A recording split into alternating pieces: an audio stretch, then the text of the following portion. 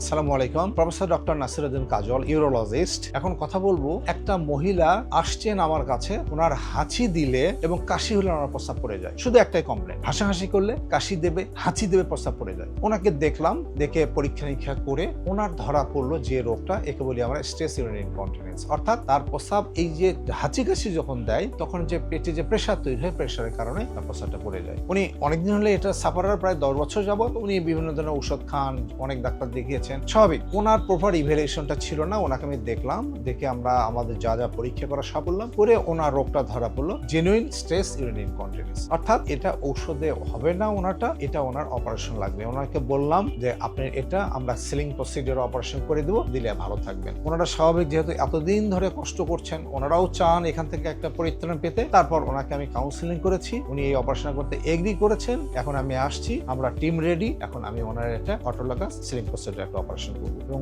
Operation করলে খুবই ভালো থাকবে ইনশাআল্লাহ। এইখানে শুধু একটা কথাই বলতে চাই যে প্রস্রাব পড়ে গেলেই সব প্রস্রাব যেগুলো পড়ে যায় সব যে ঔষধে সারবে এমন কোনো কথা নেই। যেগুলো ঔষধে সারে সেগুলো আমরা ঔষধই দিয়ে দিই, এবং যেগুলো ঔষধ দিয়ে ভালো হন না সেগুলোকে অপারেশন লাগে। এবং এই কথাগুলো যদি আপনারা শোনেন, যদি ডাক্তার ইউরোলজিস্ট যদি বলে যে না আপনি অপারেশন লাগবে, তাহলে আপনি নির্দ্বিধায় অপারেশন করে ফেলবেন। অপারেশন করলে আপনি এই যে প্রস্রাব পড়ে যাওয়ার যন্ত্রণা থেকে আপনি মুক্তি পাবেন, তো আপনি ভালো থাকবেন। ধন্যবাদ।